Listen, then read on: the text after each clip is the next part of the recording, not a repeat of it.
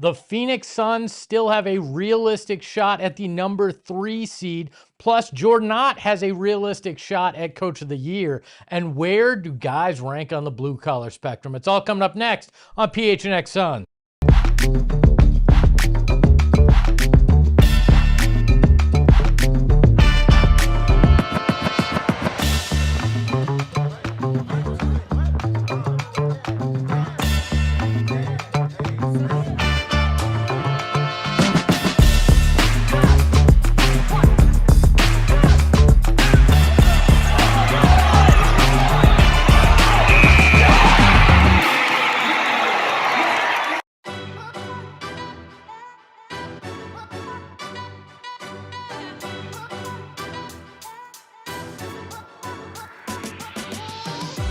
What is up, everybody? It's 3 p.m. on a non-game day, and that means it's time for PHNX Suns. I'm Espo, that's Gil, that's Steven. We got the Freckle Mamba behind the Mac. Glad to have everybody here, plenty to talk about. But first, I got to know, how you guys doing today?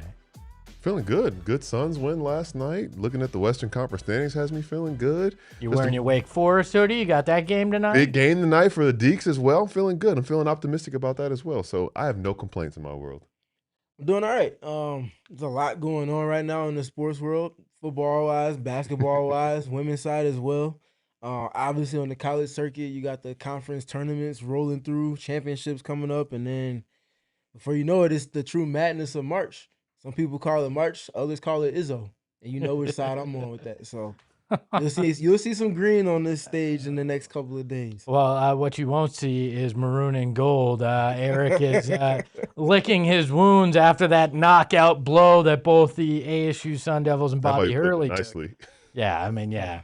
It was the end of an error, ERROR, error there in Tempe. But we're not here to talk about bad college basketball. We're here to talk about good pro basketball. And we got an injury update heading into tomorrow's game for the Suns against the Indiana Pacers. Sounds like, or not sounds like, we know for sure, Grayson Allen, Jordan Goodwin, and Hayward Highsmith are all questionable for tomorrow's game. Is this simply you know who the Indiana Pacers are, so maybe you sit somebody on a front end of the back-to-back, or is this an actual concern with any of these guys going through injury management? No, it's precautionary measures.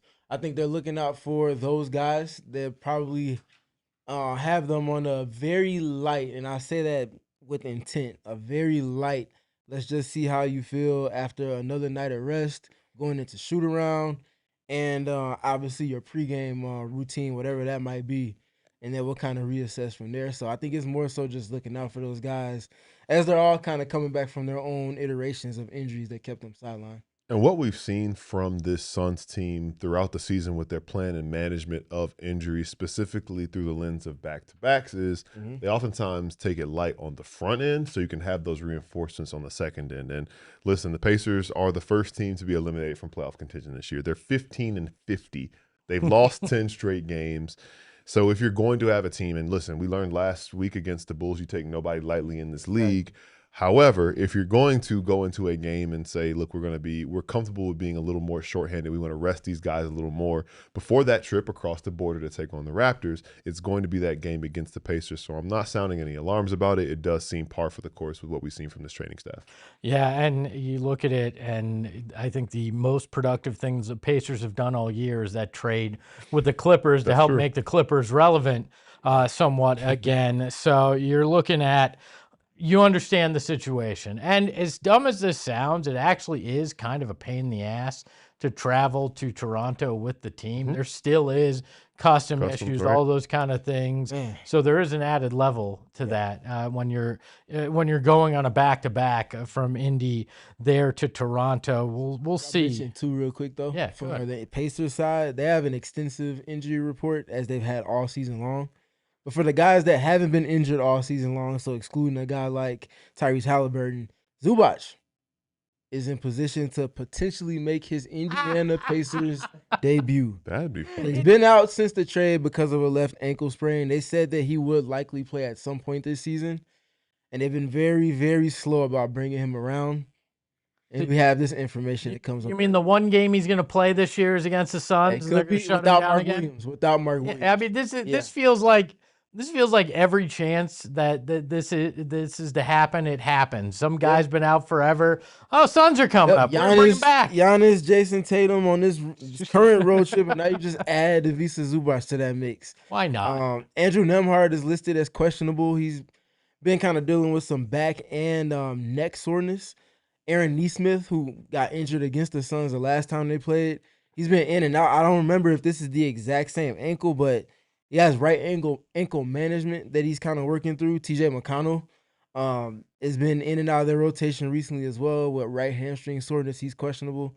Pascal Siakam, the biggest piece to worry about is downgraded to doubtful now for tomorrow's game with the right knee sprain. I guess if I'm going to take one of the two, I'll take Zubac instead of Pascal. Yeah. I will say the one thing about that, obviously we'll talk more about it tomorrow before the game, but if Zubac does somehow make his Pacers debut against the Suns, it'll be something else and a wrinkle that'll allow them to not take this game lightly. I'm not worried about them taking this game lightly, but they'll be prepared because I think all you need to be motivated for this game is take a look at where you stand in the Eastern Conference or Western Conference standings. They're in the East, they'd be at the top. Yeah, you'd be like 2 or 3 battling with Boston. All right, why not? Can we make that petition? They're going to bring in. Someone's got to move. Two teams got to shift. Yeah. Why not? Look, we're east of something. You're right. So why not consider it? You great transition. It's like you're a pro at this, Joe. We're going to talk about the standings right now because there's a huge opportunity in front of the Suns this evening, even though they're not playing. You've got Denver in action against the Houston Rockets tonight, and when you look at the standings, it's all bunched up right now. You see that, and it's really the only separation here is 1 and 2, the Oklahoma City Thunder and the Spurs. Oklahoma City's got a 2.5 game lead there on the Spurs, but then you get right into the middle of the action. You got Houston that's 2.5 ahead of the Suns. The Lakers and Timberwolves are 2 games ahead of the Suns. The Nuggets are 1 game ahead of the Suns. And then you've got the Clippers who have come on as of late. They finally passed Golden State, but they are still 5.5 back of the Suns, with Golden State a full 6 games back. And Portland has fallen off the pace. They're now 7.5 behind the Suns as well. So really, you're looking at 3 through 7. There is a battle and a jockeying for position, and there is zero chance that the way this looks right now is the way it's going to end. If Houston loses tonight, they'll only be 2 games up on the Suns. But if they beat Denver moves to only a half a game ahead of the Suns with another game tomorrow. This is shaping up to be very interesting and potentially surprising, with Denver as the team that the Suns may be able to pass to get into the playoffs. It's a win-win. It's a natural one, and it happens on a day where you just don't play at all.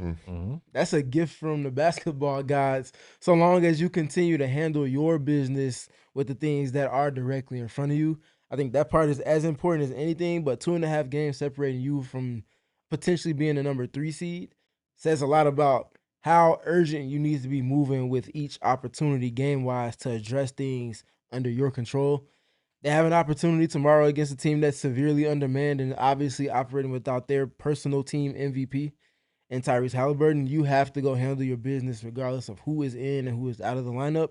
But I think it also speaks to just how pertinent it is that they handle their business on this general road trip. You got 6 games. You started well last night, setting the tone.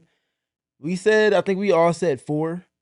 If they can get greedy and go get 5, that's really where you want to be. And that's something that would directly implicate what we're looking at with the musical chairs that will inevitably take place in the standings. Because if you get 5 on this trip, that means you will have beaten one of Minnesota or San Antonio, preferably Minnesota, and go for the season sweep with that team. And taking care of your business is super important. We talk so much about that, and that's how you stay ahead of those teams that are behind you, but also you take care of that business and you can comfortably scoreboard watch, because that's the other part of March Madness that we're talking about. You're sitting here saying, oh, wait, you're kind of watching like that meme reaction of the referee watching the 2 guys fight back and forth. So that's how I'm watching Nuggets Rockets tonight, right? Like one of those teams has to lose, and it's going to help you. Same way I was watching Lakers Timberwolves last last night. So we're in that season, and guess where the Nuggets go tomorrow? They go to San Antonio, and guess who they play this weekend? They play the Lakers. So these that one, either way, you win. Exactly. Either way, these things are going to help you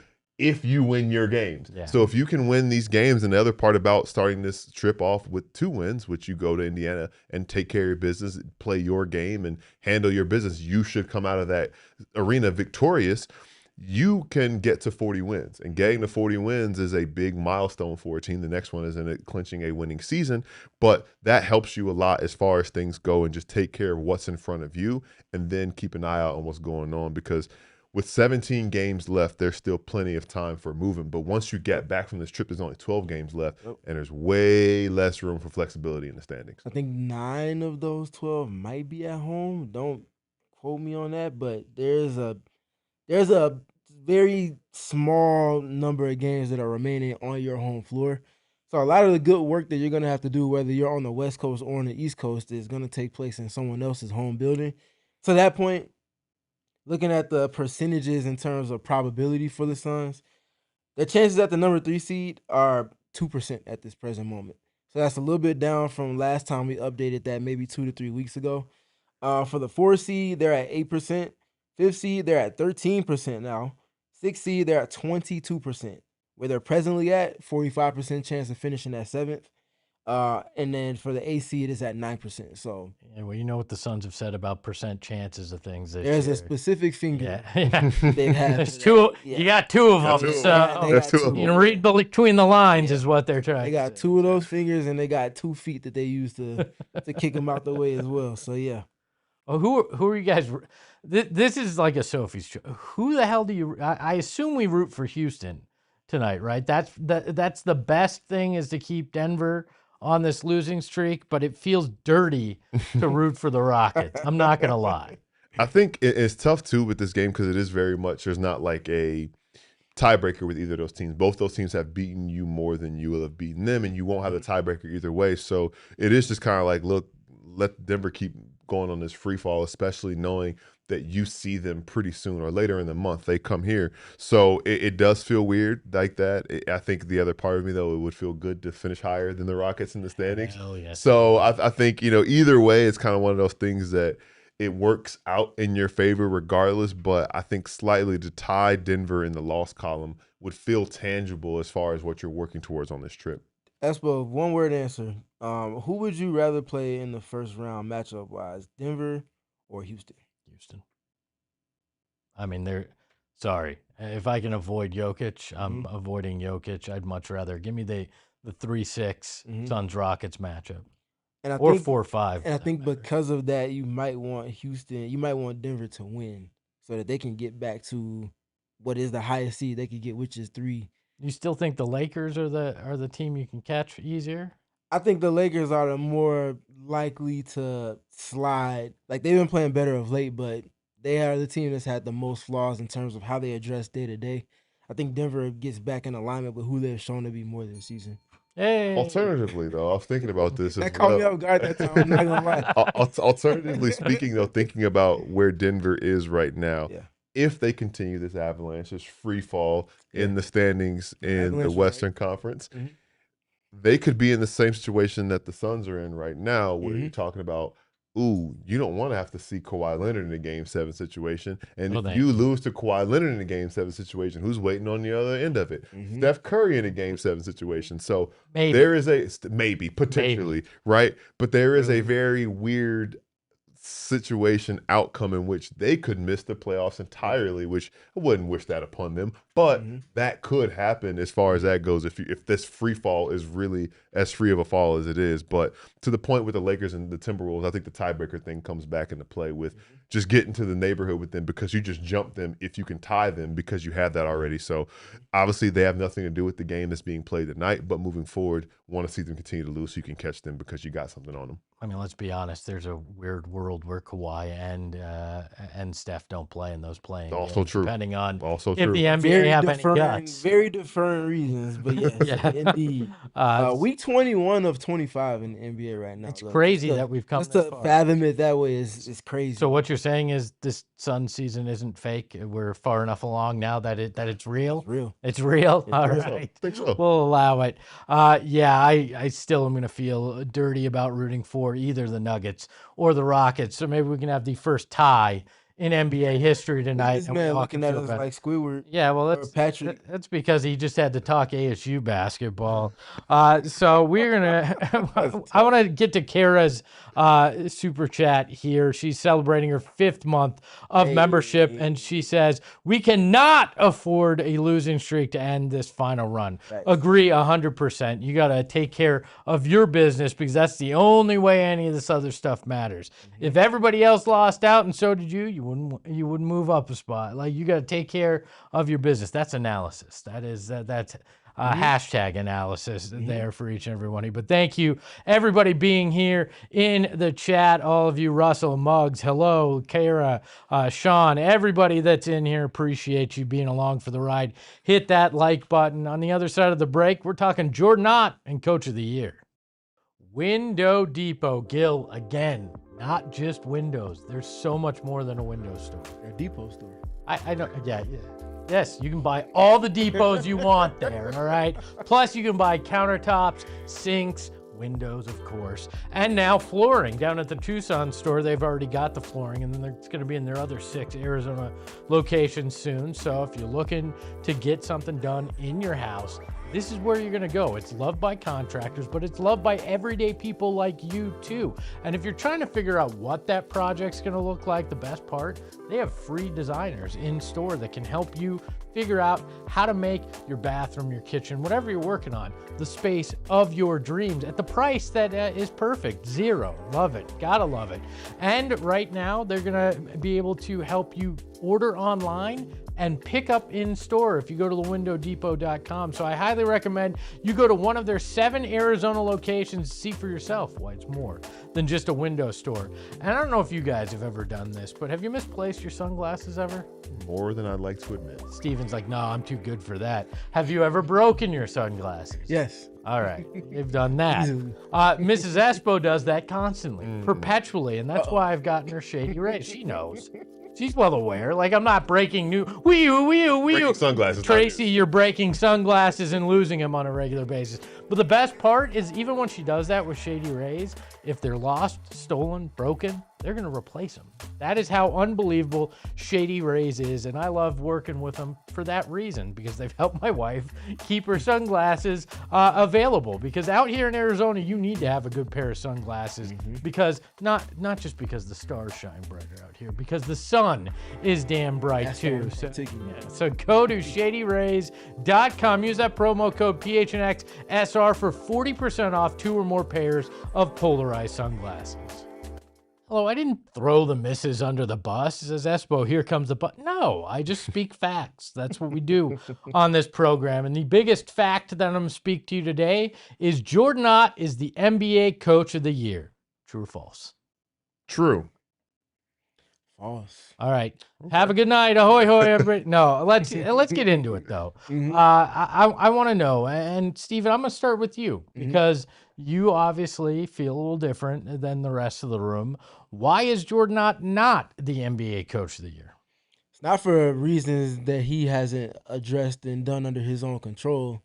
I just think it's that the Detroit Pistons, for as much of a surprise as the Suns have been this season, I do think the 3 coaches that are firmly in the top 3 for me all have a staking of the claim of 100% divided between 3, with being most surprising in the league. I think the Suns are just a rung below where Boston has ascended to, and where Detroit has just outright been the entire season. Detroit's had ownership of the number 1 seed for how long this season? Pretty much the majority of it. That wasn't on anybody's docket in terms of expectations this season, and I think the way that Bickerstaff has pulled the strings and really just doubled down on what they showed to be routes to success for them last year has made them the team that they are now. go from him to a mainstay, it seems like, since he became a head coach, and Joe Mazzulla, they did not have the most fair deck of cards handed to them in terms of injuries and guys that they would just know they would be without for multiple stretches of this season. And look what he's done with that. They've quickly ascended to a team that's both top 10 in offense as well as defense. They have a brand of basketball that allows for Jason Tatum to not have to step on toes coming back into play. He can just be himself, come along in his process at the speed he needs to just stay healthy, but also gain that confidence. And look at where they're at right now in terms of the Eastern Conference standings.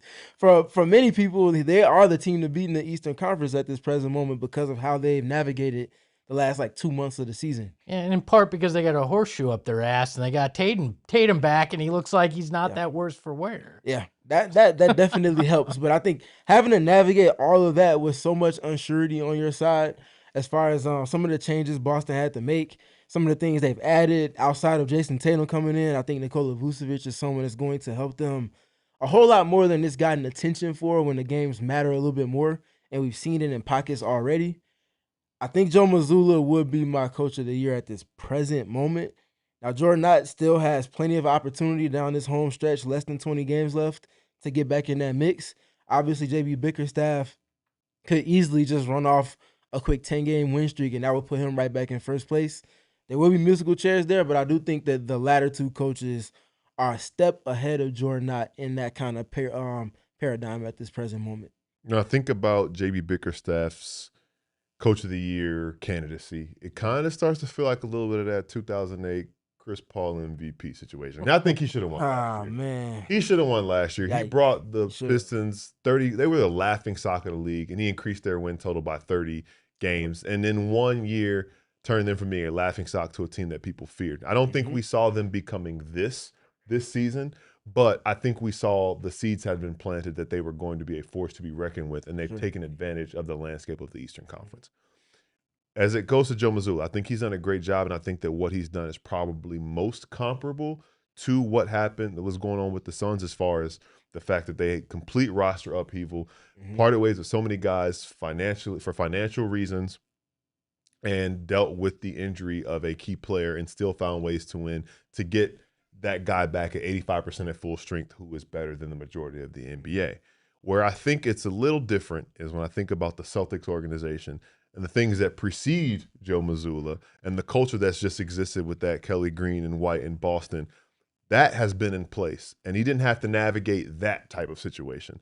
When I think about the Suns, I wasn't even here last year, but I could feel those bad vibes from across the country. Literally. I could sense those bad vibes. I could still feel them a little bit when I moved out here. It was like that dumpster that just sits out in the sun and it's full in the summer, and you can just smell it from blocks away. It made its way across the country. Yeah. That was the part of the situation. A rookie head coach to be hired in a situation with so much outside noise about whether or not he actually deserved the job. And all that he did, and we talked about it, he put his head down and worked. He put his head down and worked, and the season didn't even start off on a great note. The team loses 4 of its first 5 games, and I'm sure that noise got even louder as far as that goes. So it's it's 2 tasks in one, in that we're going to get rid of the stench of last season and reestablish a culture, honestly, build a new one in this situation, and being in lockstep with the franchise player, empowering all these guys throughout the roster. Oh, by the way, one of the main guys you have as part of this vision of what this team is going to be, well, he's going to miss 49 of the first 50 plus games of the season. So throw that in there as well. And here we are with 17 games left in the season. This team is 38-27. There's some things that I really want to lean in and say, but I'm going to wait until after this Pacers and Raptors game. You heard me say it off the record. If they could get, I hear that fear there. You're hedging your bet. I'm just saying. I'll say it. Well, who cares? Yeah, because I'm the one that was saying 4-seed stuff. Listen, if they can win these next 2 games, it's hard to win the league, so nothing's given. But if they can get to 40-27, you best believe I'm going to talk about how realistic it is they can finish the season going 10-5 to get to 50 wins. If this team can go from whatever the hell last year was to being a 50-win team with a rookie head coach, with all the adversity that they've dealt with, because I didn't even talk about Dillon Brooks' injury. I didn't talk about Mark Williams missing time. I didn't talk about Devin Booker missing time at various times of the year. That, to me, is a coach of the year case. I'm supposed to feel for Mazzulla because the Celtics had a self-inflicted wound of trying to shed salary. Like, should I have given Plaxico Burress the NFL MVP after he shot himself in the leg? Oh. No, I don't feel bad for that. Like, I'm sorry. Okay, so you had an injury to deal with to Jason Tatum. Sure. Jordan Ott had injuries to Devin Booker, Dillon Brooks, Jalen Green. Like, every major part on this team has been injured for a period of time. Grayson Allen. Yeah, like, I mean, so I don't feel for Mazzulla on that front. Plus, they were projected to win 41.5 games. They might have been projected there, but that's on the betting side. In terms of people assessing, a lot of people, more people had them missing the outright play-in than actually making the playoffs, and I think that leap is what plays into the Sun. What we've learned is a lot of people like that, talking heads, us excluded, of course, don't know what they're talking about. And if you for recency, you can just go see what people were saying about Bam Adebayo just last night. Yeah, and this morning for that matter. Fair. Some really dumb takes. Aaron, I got a question for you guys. Yeah. Do you think this is Jordan Ott's best chance to win Coach of the Year based on expectations? Because if he comes back next year and they're around the 5th seed, do you think that still gives him a case? No, I think this is probably the best chance unless they become an actual contender. Because look, you've got Mazzulla, who was dealing with the injury factor, with it, and perceived, things that the ownership group did that hindered him. Jordan Ott has that. He's had injuries that he's dealt with and figured out, and then he also was dealing with the ownership group gutted this and then just put him here because he had an M, S, and U on his resume. And then you look at it, okay, so we turn to Bickerstaff up in Detroit. Oh, well, they're exceeding expectations, right? That's the argument. Well, the expectation was right around 46 wins. Yeah, Vegas, but that was where a lot of the prognosticators had them too, around there. Sure, they're going to be better than that. They're already at that 46 mark, but how much better? And yeah, they're slightly ahead of where people expect them to be in this rebuild, but people thought they'd be squarely in the playoffs in the Eastern Conference, and they're playing in the Eastern Conference, which you get docked just for that, both of these guys. So then you look at what Jordan Ott's been able to do on that side of expectation. And I pulled a few of the preseason looks here. ESPN said the Suns had a 1.5% chance of making the playoffs, and that their projected win was 31.8, right? And they said, quote, bold but realistic prediction. Phoenix finishes 14th in the West. The Suns have shooting guards and centers and just about nothing else on their roster, and a lack of playmaking and defense will make it hard for them to win with any consistency in such a deep conference. Utah's a near lock to finish last, but second to last is a realistic possibility for this team. That's ESPN. Oh, there's more. Don't you worry. There's more. Sports Illustrated. We love receipts. Yeah. Oh, That's why we keep them. I got a bunch of shoe boxes full of them here. Invoices, receipts. I'm ready for basically doing taxes when it comes to all these. We got all the receipts. Hey, we can turn PHNX apology pod. Oh man, just have a bunch of featured guests. Oh, I might have to apologize too. I had 38. I'm already wrong. But Sports Illustrated, 30.5. The Suns could end up as one of the worst teams in the Western Conference, as they have a lot of questions on their roster after Devin Booker. They are an easy under if Booker misses any time. Well, he missed time. They're not under. And then Bleacher Report. We'll go one more, just for no quote here, but preseason prediction, they had him finishing 26 and 56. They updated it on December 1st. They predicted him to go 35 and 47. Nobody has believed in this team, and what Jordan Ott has done is he's both overcome injury and lack of expectation or poor expectations, and has turned this team into a fringe playoff team, which we all think they'll be battling for that 5th or 6th spot. And he's done it with no consistency from his main players because of injuries. That is why, as long as they finish this out in an okay manner, he deserves to be Coach of the Year in my books against those other two guys. Now, do I think he'll win? No.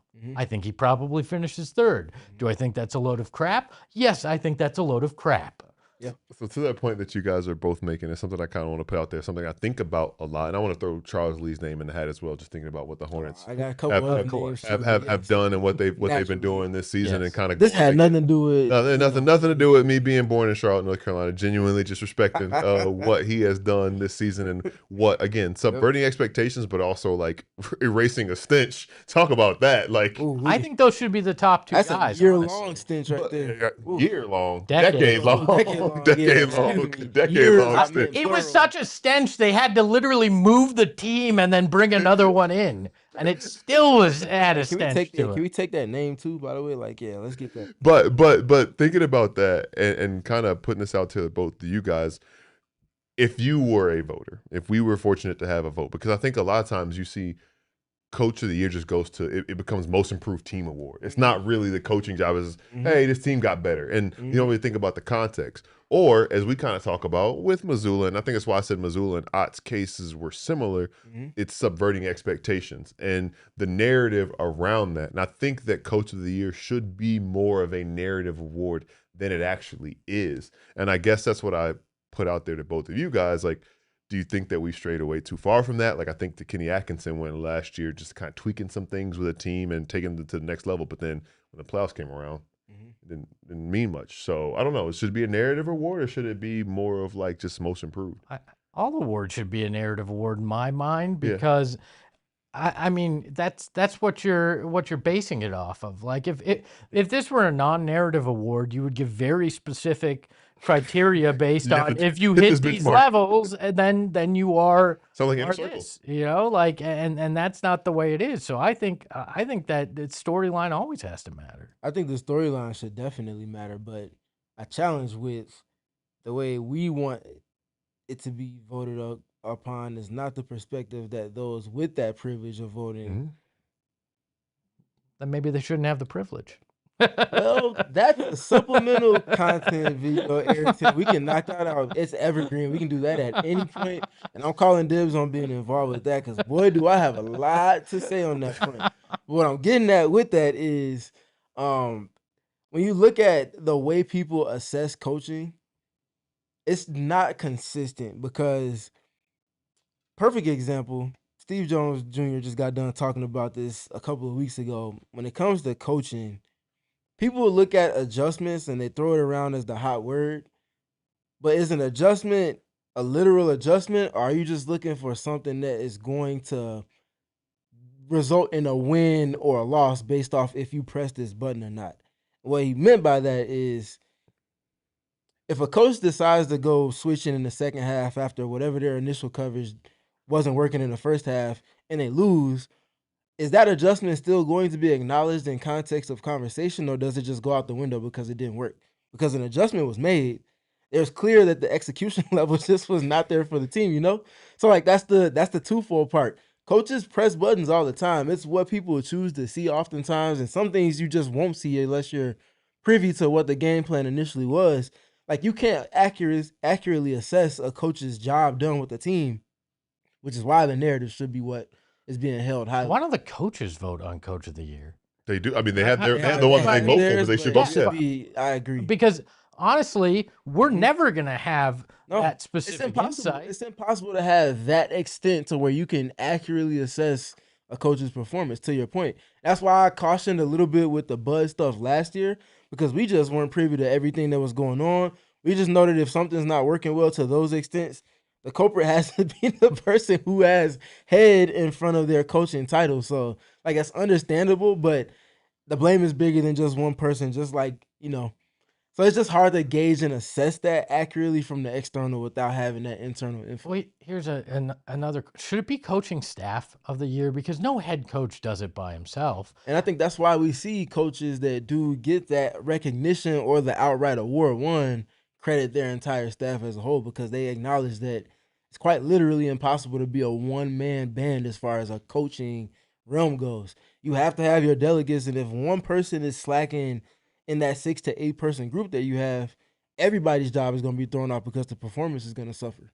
Yeah, I think it's easier to look at a first-year guy, and I'm going against my own argument here a little bit, but to look at a first-year guy in a situation, maybe not a rookie head coach, but a first-year in their situation, and go, oh, yeah, well, look, it's this much better than that, and the system's different, and this is how it works, like, to judge it, where you look at a Bickerstaff and you're going, well, he was there last year, and we saw that jump, and now they're here. How much did he change? How much was it just guys got better? Like, what's the whole deal? I think the compelling thing with Jordan Ott is he's a first-time head coach. This is his rookie season. We've seen his schemes on defense, the way he's had to do that. He's had to use multiple rosters and rotations just because of all this. And then, yeah, the players are a huge part of the culture, but the coach has to also help set that tone. And I think it's so starkly different that's why, for me, looking at narrative and what we can see from the outside, it seems like he should be a favorite, but then he's paying the Suns tax, which means little respect. The first year thing stands out to me so much because I think back to, I didn't hear the conversation, but this is second information my dad told me about. He was having a conversation with a former Hornets player, and the team had just hired a new head coach. And they were having this conversation, and he says, I don't know if I can trust his information. And I think we forget about that so much as a first-year head coach, because this was a first-year head coach. The players have to buy in, and you have this amount, a small amount of time to get them to believe in you. And when you come in, the impression that you have to make right away, and we talk about how Devin Booker was involved in the process to bring in this new head coach.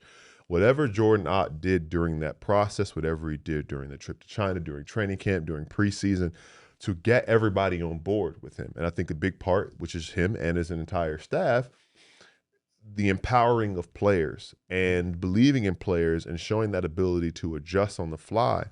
That is something that does not also get known unless you really know and realize what goes into that, because we know and we've seen how quickly a player or a group of players can just tune out a coach. And the way the Suns have been aligned, if all the guys on this roster weren't on the same page with what Jordan Ott was trying to do, this operation would not have gotten as far as it's gotten at this point. So I think that is one of the intangible things it's hard to put a value on, given he's a first-year head coach in this situation where he wasn't expected to turn things around this quickly. That speaks a lot to what he's done and how he's captured the ear of this team. For sure. For clarity purposes, if I had a vote, I would go with Jordan Ott. I just don't think he's going to win it based off of the merits with which we've seen that award get voted on for however long, the last decade or two. But I will bring a couple other names to the conversation that we're having. So, unironically, these are all, we just got done talking about the musical chairs in the Western Conference from 3 to 7 right now. Guess what other names are going to be involved with this group? You can mix in 2 with that, but 3 to 7. So you start with Mitch Johnson at number 2. Yes. For as good as people thought the Spurs would be coming into this season, I don't know if anyone had them outright as the number 2 seed and keeping pace with the Oklahoma City Thunder, and honestly hawking them down in a way that had them going from like the number 6 seed all the way up to number 2 and being firmly locked in there, while also having that tiebreaker. So you have that mix in, Mitch Johnson, everything he's done there. You have next underneath him in terms of how the standings are set right now, Ime Udoka. Now, that name is not going to get the type of attention that it will nationwide and this market in particular because of things that have nothing to do with Ime Udoka himself. Nonetheless, he's had a kind of perilous season to navigate with that roster. You couldn't keep his team off Twitter. So. That part too. I think all of those things have to be factored in with him. No more Steven Adams, which was key to their identity and their main advantage, which has been the domino effect of a lot of other teams using double bigs because of the success they saw historically last season and even to start this season. Also, you lose your starting point guard, a champion in Fred VanVleet, and how that shifts things and how you have to find out how to navigate that.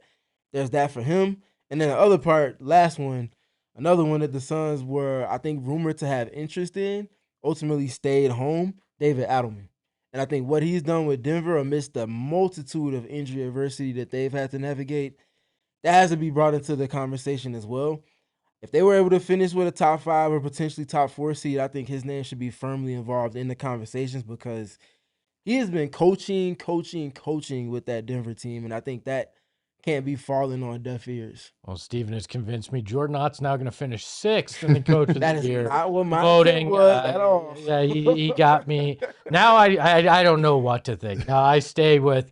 I don't think he'll win it, but he deserves to win it and should be a top 3 in there. On the other side of the break, we are going to talk about blue collar boys and where they rank for the Phoenix Suns right after this.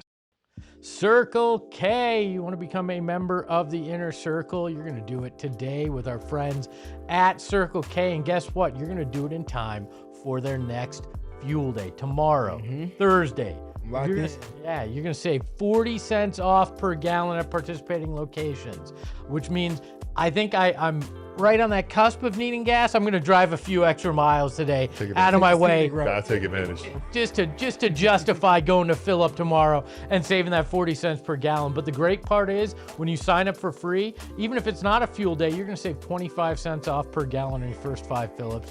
Then you're going to save 3 cents off per gallon. Then you're going to hit that freckled mamba level, 5 cents off per gallon. You can save, and it's great to do that, but it's not just on gas. It's on Polar Pop, 79 cents. Frosters, 99 cents, and great deals on food as well. So why haven't you signed up yet? Join the Inner Circle for free by downloading the Circle K app today. Terms and conditions apply at participating locations. Visit CircleK.com for more details. And if you've had a serious accident that has led to serious injury or, God forbid, a wrongful death situation, you're going to have to do your research when it comes to having a lawyer. Been there, didn't do that, paid the price. But if you do the research, it's going to lead you to our friends Mark and Alexis Breyer over at the Husband and Wife Law Team. And guys, I don't know if you've ever had to deal with this situation, but I couldn't get in touch with my lawyer. And then I found out that my lawyer made more on the whole thing than actually wound up in my pocket, which meant I spent almost 3 years, I think it was, dealing with this. And in the end, it wasn't in my favor. And look, they can never guarantee how a case will go, but the Husband and Wife Law Team guarantee that you will wind up with more in your pocket than goes to their bottom line, and that you can cancel at any time and get in touch with your lawyer at any time. So if you've had a serious injury, call the Husband and Wife Law Team first at 602-783-8841 or visit their website at the show notes below and tell them PHNX sent you. Blue collar boy. It's a term that our friend, the contact, Stephen Prigion Gardner, I love saying your full name, Stephen, that he came up with, and we've run with it over the last 2 years. And in fact, we actually give out our blue collar boy of the night in every post game, as you guys know, and we have a spectrum. We started this preseason looking at guys, where they rank in terms of blue collarness. We're not going to go through the whole team today. We're going to go through 5 guys who have all started to make an impact since the last time we did this. I'm going to hand the wheel over to Steven. Steven, take us to the blue collar spectrum. Yeah, so again, just a quick overview definition of what it is to be a blue collar guy. Time on task is the first thing that comes to mind for me. So when I bring up time on task, it might not always be the same thing every night. It might not ever be the same thing. You might just be tasked with doing multiple different things over the course of a game, let alone an entire season. Can you be a guy that delivers on said tasks in the way that the team needs you to for them to get success out of what it is they're asking from you? That's a start. That's like the tipping point. Now, it's a lot more layered than just that. But generally, just being malleable in the roles that you can play for a team, helping to bridge out lineups and style of play, that versatility is what's held most highly in that. So, that being said, these guys all chew on nails. And you start there. Good to be the official dentist of the Phoenix Suns. You got a lot of work. The more nails you can chew on, the higher up this spectrum you can be. So, a guy that we haven't really had a chance to firmly assess as far as the blue collarness goes is Jalen Green. So we'll start there with Jalen, and I'll pose the question to you all. How high up the spectrum would Jalen Green be for you based off of the template for the spectrum that we have at the lower third? I would say he would be in the middle of the pack near Devin Booker in terms of blue collarness. A guy that's willing to do those things but doesn't always have to because of his role. That's a good way to put it. I was going to say middle of the spectrum, not necessarily middle of the pack, just in the willingness to do it, not necessarily his calling card, but has not shied away when needed. I respect that. I think I agree with kind of where both of you are saying. So you're saying like just below where Devin is? Is that where y'all both agree? Yeah, I think in that range there, Okay. maybe probably a little closer. What is that? Livers Yeah. next to it. Yeah, probably a little closer there, but yeah, in that range. Okay. You're allowed to say no to Oh, no. Gil. Yeah, if you can want. say you Yeah. can disagree. Oh no, I was saying like you said middle of the pack. I was saying middle of the scale. It's like Gotcha. right in between Oso and I think that's Sheer. Oh, Okay. It's like a little bit further behind, but in the same neighborhood, different house. Yeah. yeah. So for me, I do think he needs to be higher up.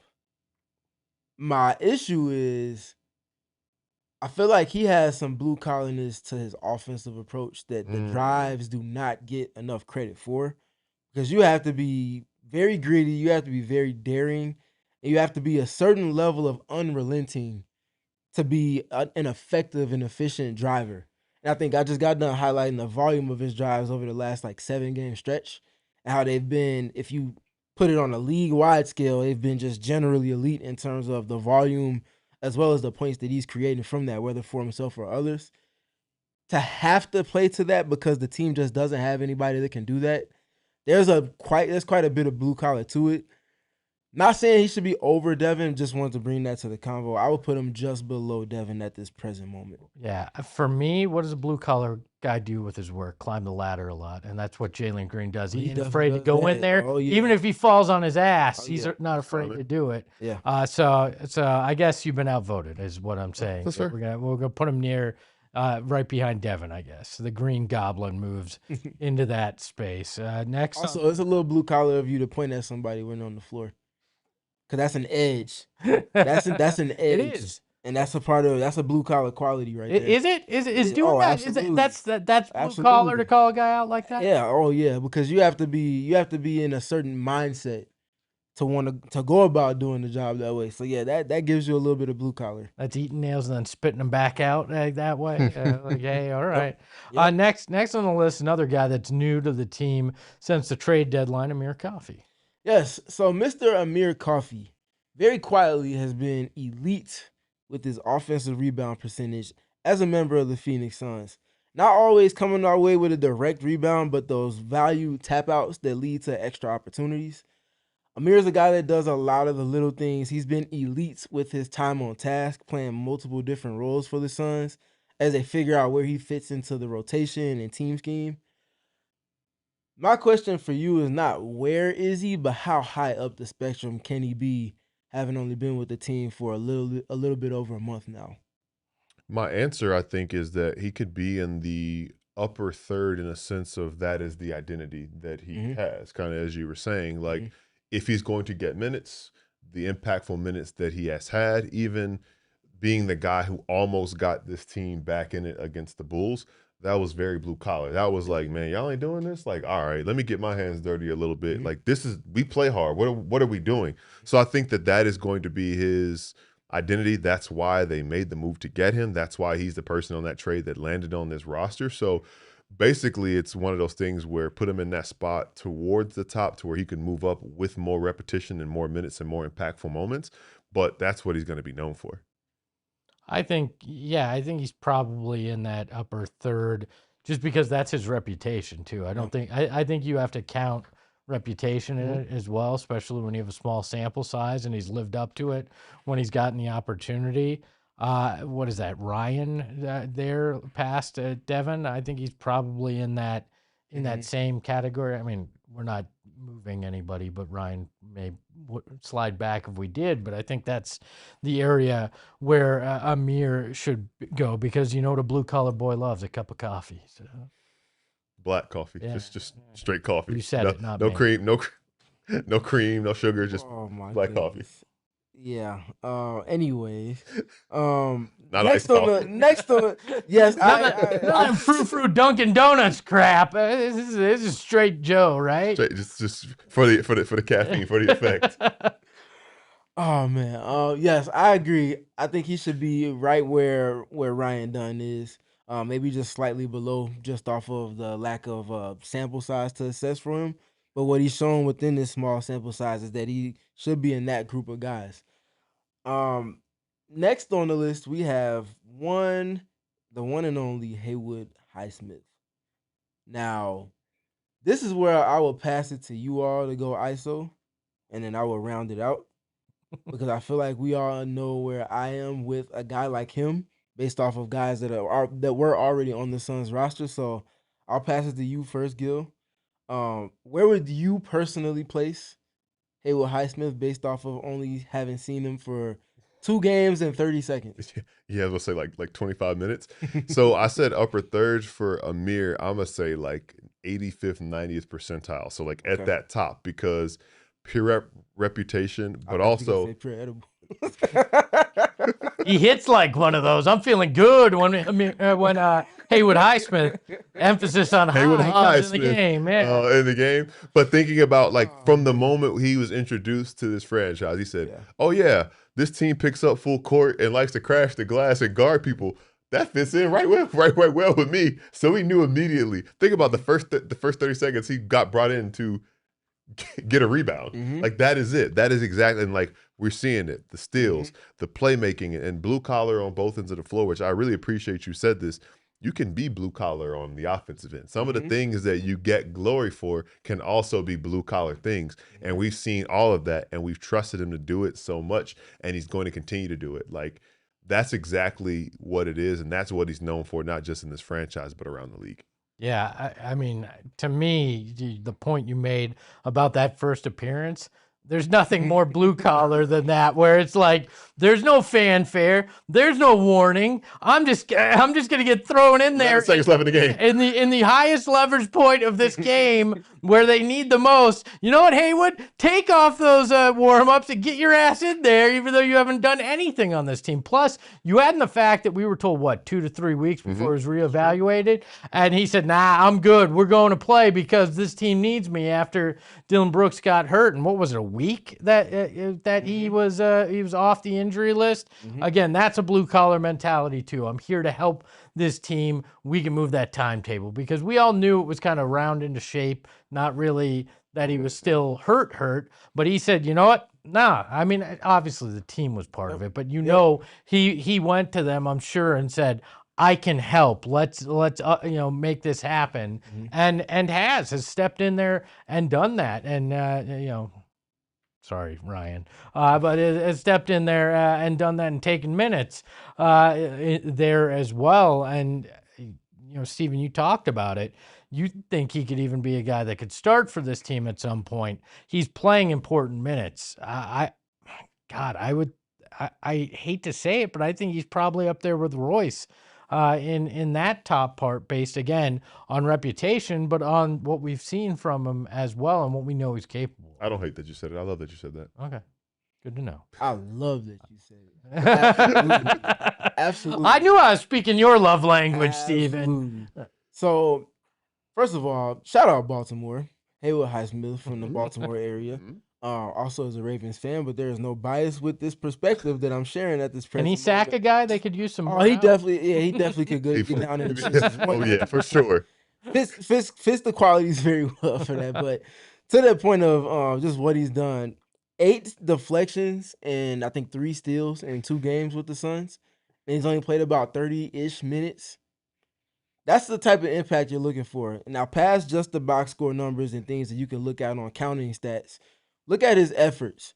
Comes into the game against the Charlotte Hornets, his first true minutes, there wasn't like, okay, the Suns have an 8-point lead. You can kind of ease your way into things. It's like, no, we didn't set the tone we wanted.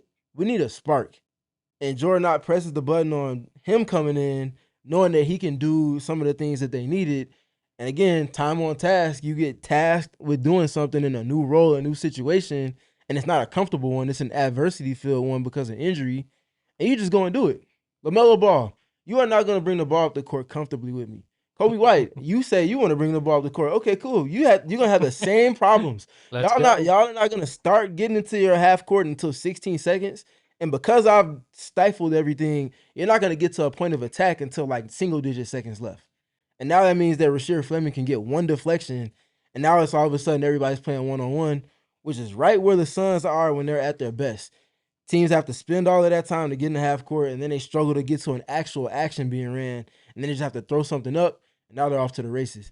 Now you look at it last night against the Milwaukee Bucks, look who spent a lot of time guarding Giannis Antetokounmpo, Haywood Highsmith, and doing so effectively as well. Finding ways to knock down shots in addition to the defense and doing a lot of the gritty stuff.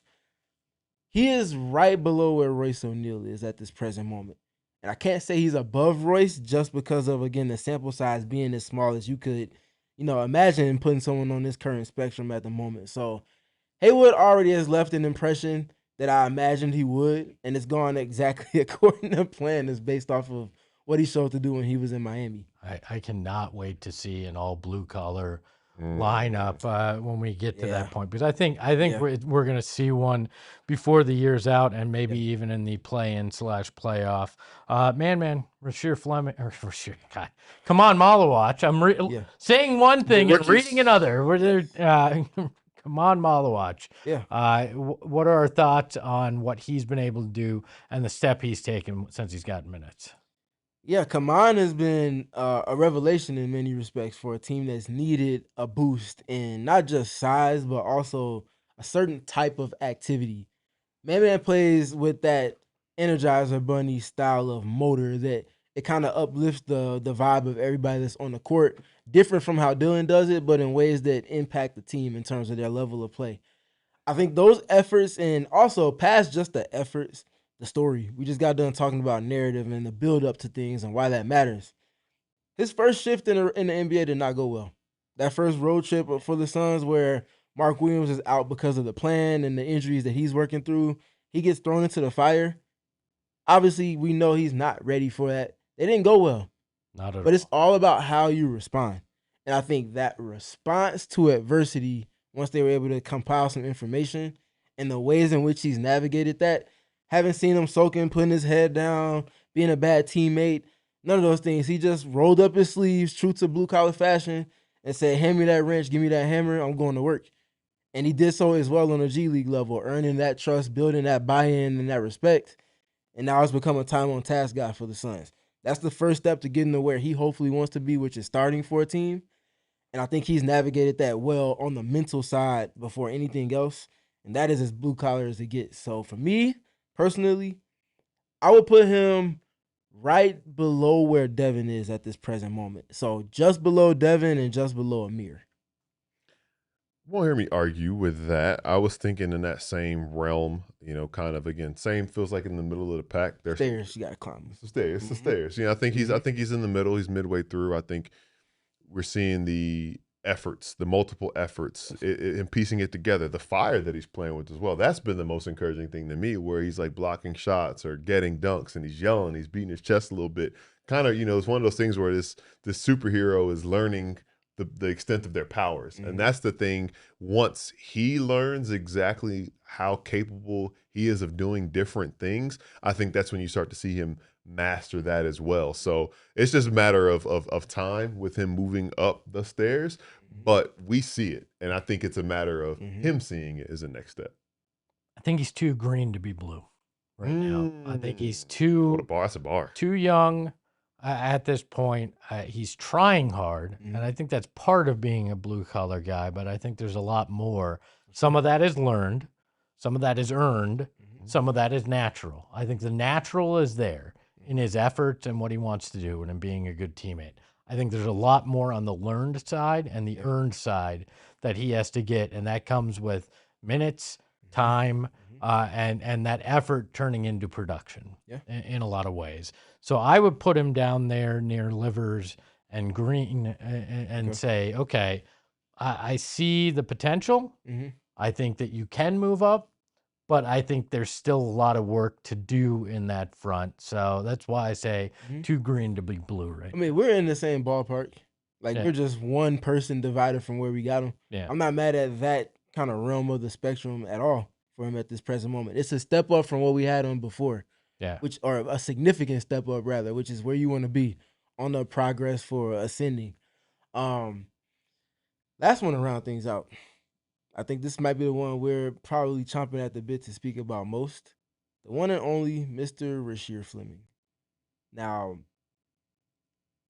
he's done some fun things. I think the green dynamic that you brought up about Man can kind of be applied to Rasheer in certain respects as well. But I think the narrative is similar as well. the journey from the G League to the development side and working arduously with the coaches, being a time on task guy on the G League stage, and that earning you opportunity on the NBA stage.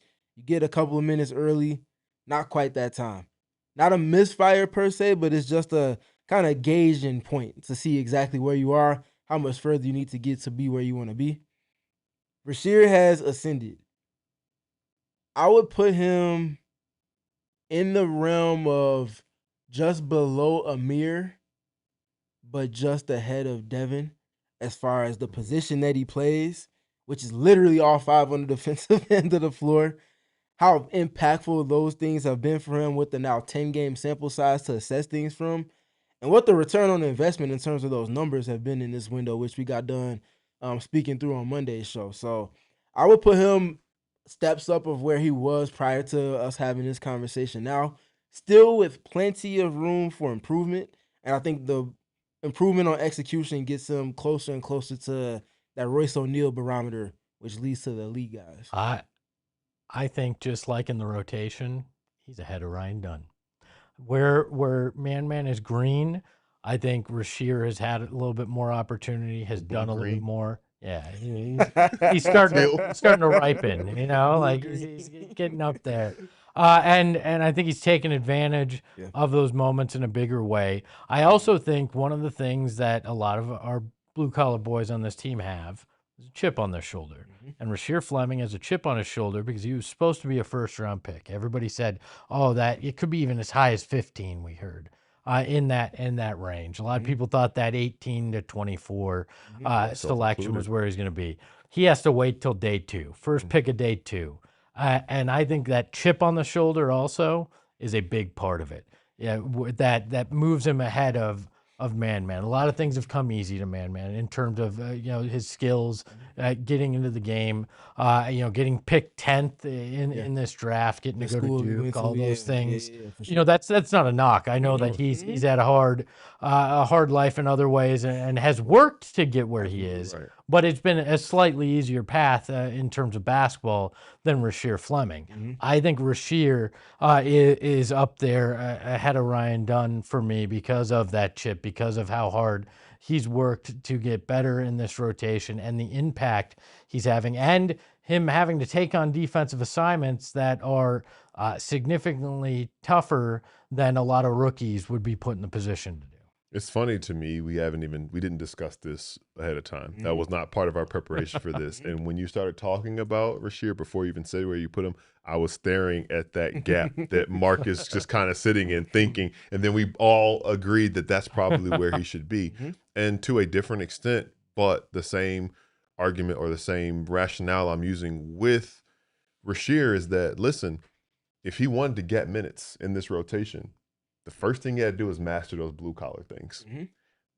The shooting, great bonus. The finishing around the rim that he's starting to do a little more, great bonus. But are you going to be helpful on the glass? Are you going to be willing to take on these defensive assignments? Are you going to, kind of what I was saying, we were talking about with Man, learning the peak of his powers. He's coming around and starting to master his powers. Oh, I got one of the longest wingspans on the team and in the league. I can be disruptive. I can get my hand on the basketball. I can make life difficult for people. And he's doing that consistently now. So now that he's doing these things consistently, he's got a consistent spot in the rotation.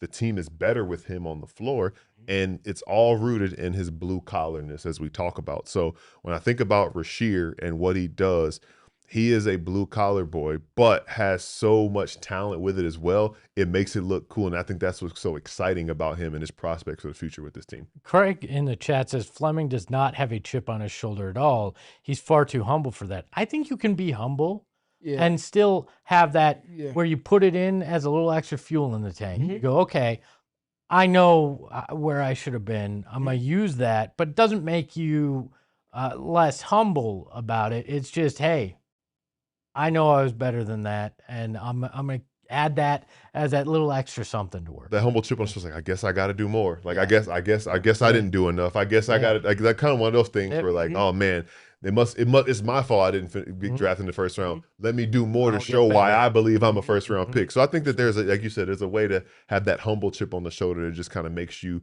work harder, as you said, absolute workhorse of a person. It's the exact opposite of the chip on my shoulder. I am not humble about it, and I leverage it all the time. It's more like Steven's chip on his shoulder. Yeah, he shows his qualities kind of similar to me as far as that goes. He's from Camden, New Jersey. Which if is you don't basically know, Philly. go ahead and do your research there. He's a blue collar boy. He's a dog. He's got a chip on his shoulder. Correct. There's life adversity that you have to not just the experience but overcome. There's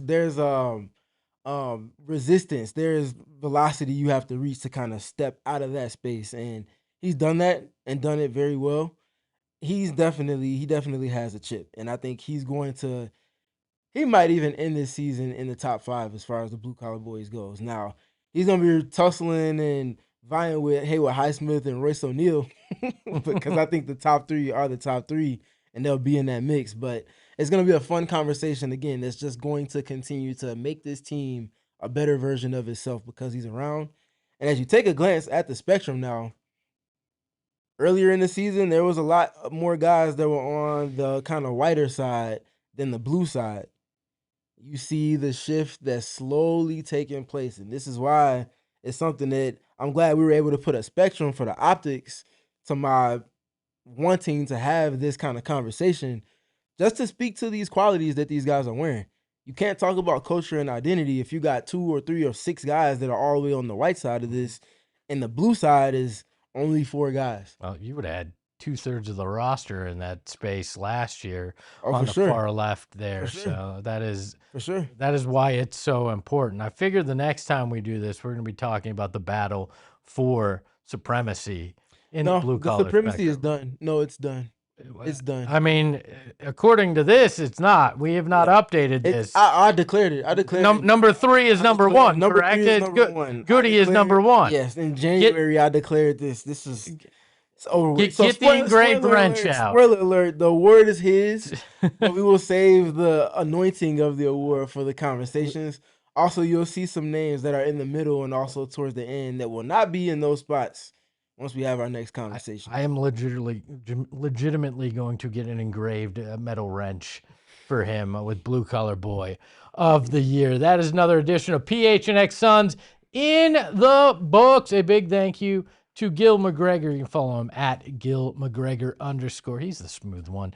You can follow the contacts, Stephen Prigion Gardner at SPG3. Stephen PG3. I always want to call you SPG3 because it's so much cooler. But Stephen PG3. You can follow Ayrton the Freckle Mamba at Freckle Mamba. You can follow me at Espo. You can follow the show at PHNX _Suns. And until tomorrow, ahoy hoy.